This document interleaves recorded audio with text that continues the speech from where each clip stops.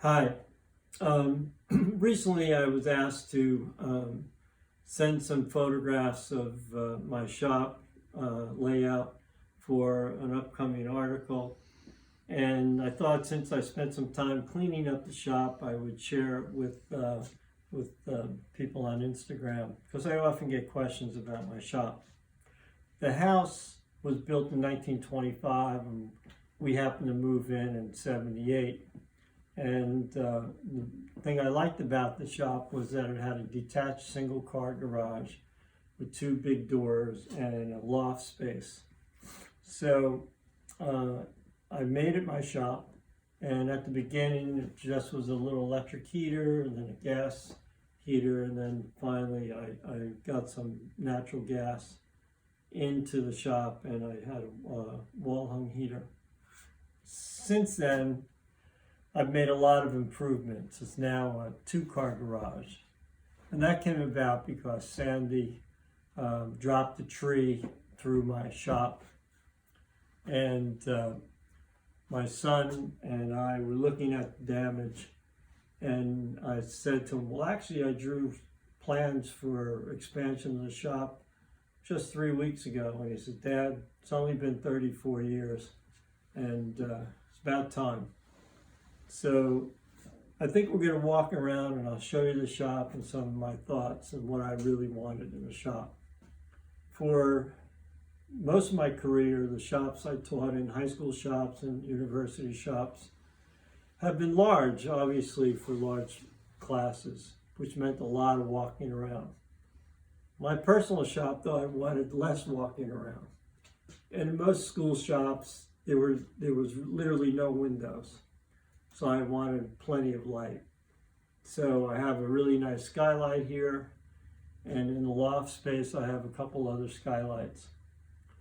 One of the things that I liked about this wall is that the convenience of being able to just grab a tool and use it, I can almost grab without looking, so it's very convenient.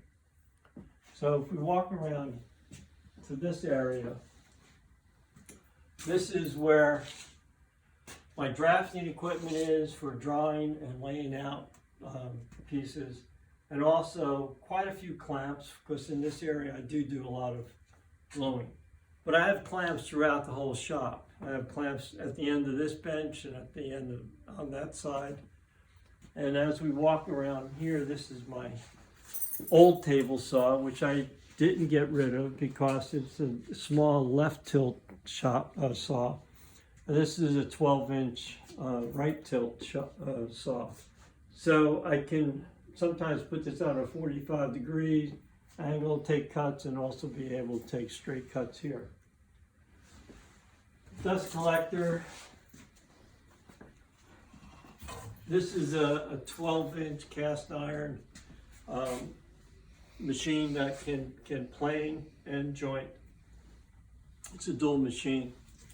As you can see, my lathe. But one thing I want to point out is that I have lots of electric, 220 and 110 throughout the shop. Now coming over here is my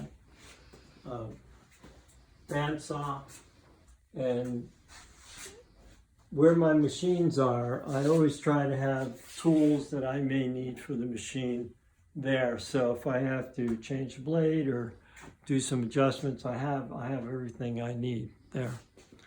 This is my old bandsaw. I thought if I had a large blade on one saw, I can keep a small blade on the other saw. This is my sharpening area. Again, everything I need to sharpen is right here. Coming through here, I have other tools well organized, and again, clamps on both sides. One of the nicest improvements is that I have now a split level, a split heating cooling unit that I've never had before. So summers were always pretty hot, but now I have that. The walls are well insulated and soundproof. I have 2x6 studs.